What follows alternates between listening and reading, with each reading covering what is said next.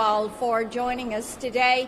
You know, there has been a lot said about big tech censorship of what transpired around the origins of the COVID-19 virus and where this came from, how it moved to a pandemic. And then there's also questions about what the American people were told and the timeliness or lack thereof of what they were being told. We know that Facebook recently reversed their decision on taking down any kind of information that said it came from the lab in Wuhan, that Beijing should be held to account. YouTube had previously announced that it would censor any content that contradicted the Beijing-run and China-funded World Health Organization.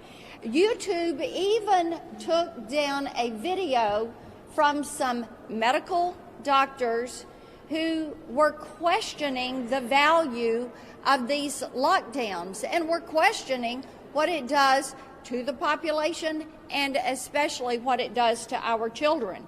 Twitter, they locked down the account of a virologist, a Chinese virologist, who was saying this is what they're doing, gain-of-function research, this is what they're doing in the Wuhan Institute of Virology, holding the Chinese Communist Party to account. I will tell you this, big tech has really stepped over, they have stepped over the line on this one. We all have suggestions of how we as a Senate should move forward and things that we should do to make certain this never happens to the American people. Senator Braun? Thank you. I'll tell you where we need to start. You had a unique thing happen, I think it was just last week, where by unanimous consent, that hardly ever happens on a critical issue unless you're maybe renaming a post office or something. We got it through the Senate to ask our own intelligence agencies to release the information that we house. And for as much havoc as this has created, not only for our own country, across the world, why we wouldn't start there with President Biden, spoke to Secretary Blinken, asked him. He said, had no good reason why you would not release that information. We need to start there to get to the bottom of it.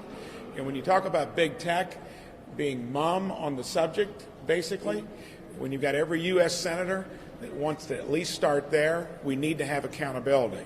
And I think it's for them to step up and lead the charge.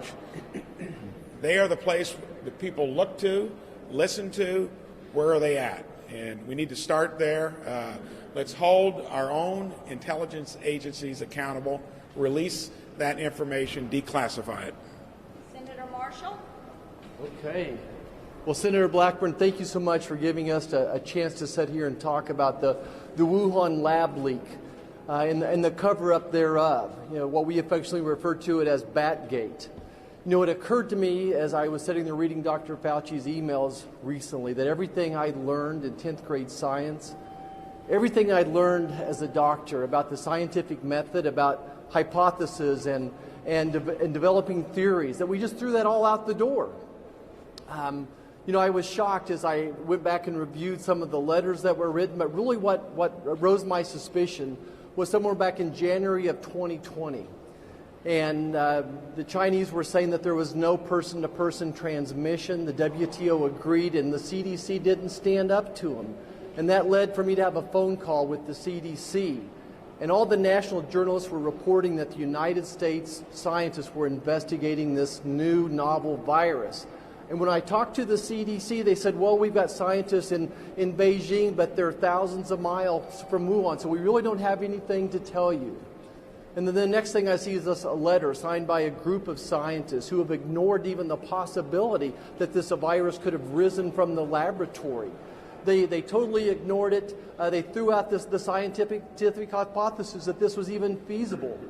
And didn't come to find out most of those scientists, if not all of them, were receiving some type of funding then and in the future from the NIH, and our CDC sat there and nodded their head in agreement. And then national journalists, big tech companies, they work together to suppress this story. They work together to censor those of us who thought that this virus may have originated there. And not only did they suppress, they actually shamed people who thought that this might have came from a laboratory.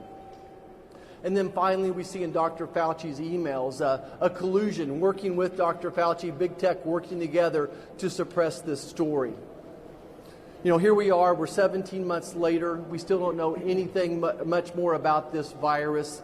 You know, I think that we have to hold the CCP accountable.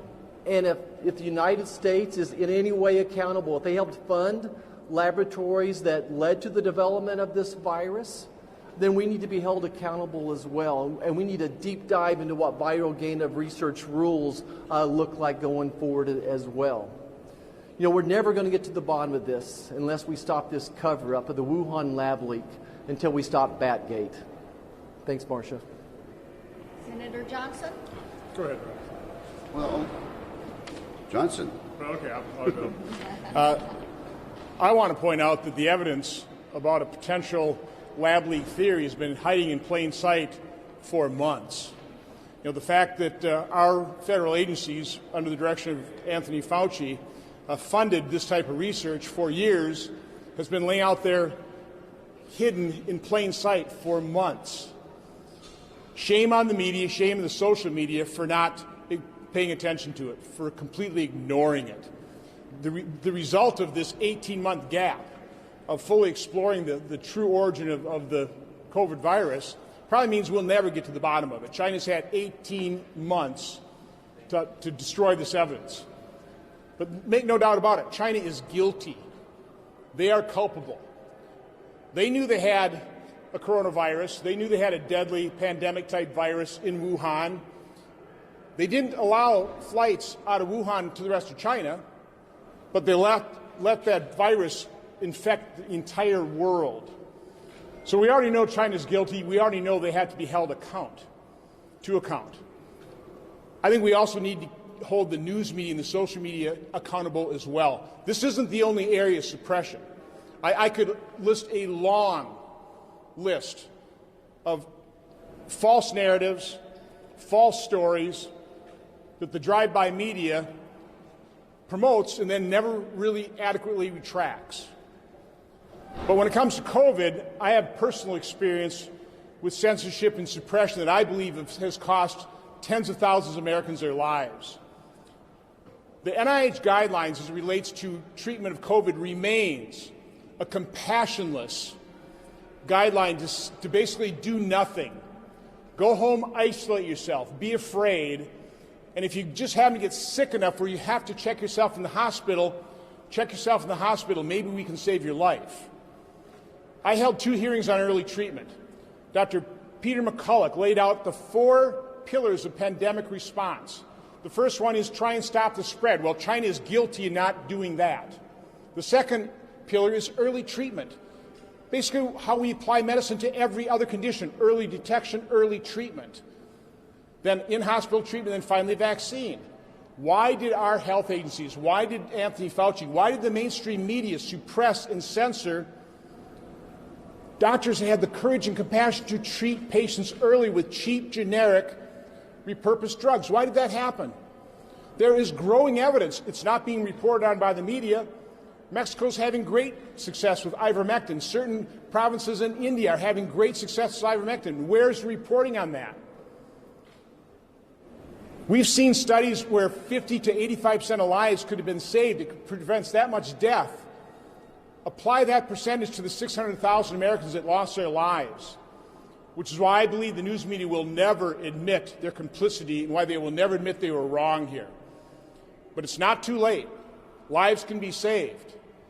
We're still going to need early treatment. No matter how effective a vaccine is, no matter how effective immunity from having been infected is, other people will get infected. Other people are going to need early treatment. So I am imploring the media, pay attention to people like Dr.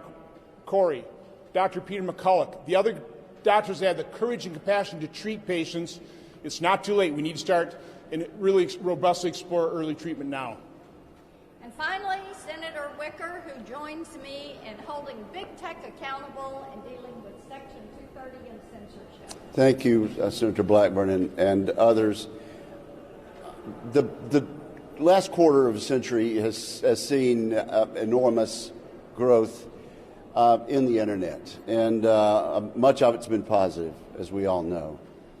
But the result of this quarter century has been that it has allowed a handful of internet big tech platforms to grow enormously large, enormously rich, and enormously powerful, to the point where they decide what is the news. They decide what information the public is going to get and what information is going to be blocked.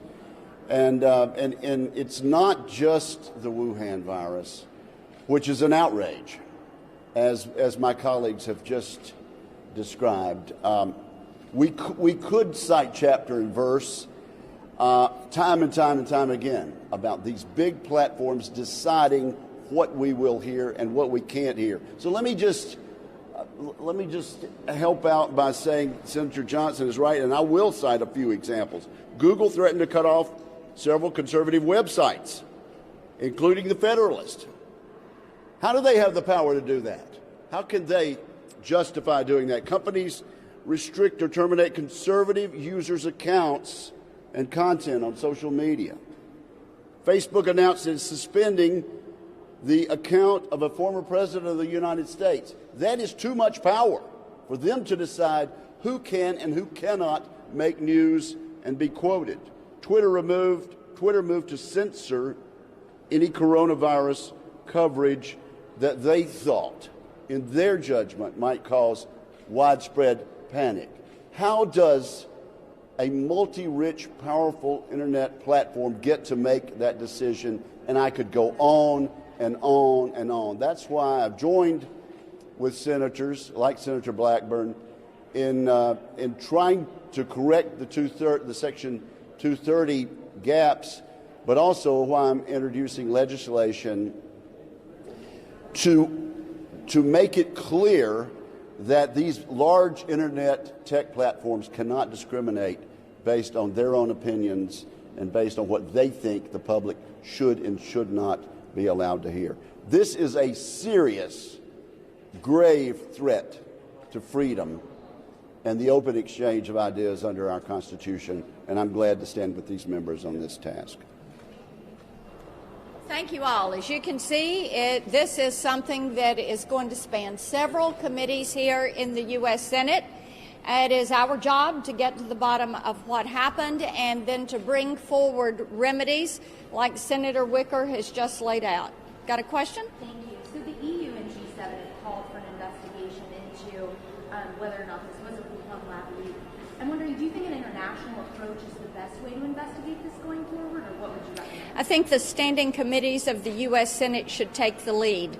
We are pleased that our allies are also joining us and saying this needs to be investigated. It is obvious that something was not right. It is of concern that the WHO decided that they were going to let the communist Chinese tell them when and how they could approach this lab, and that we had to wait for months. And then also, I saw your release yesterday about firing Dr. Fauci.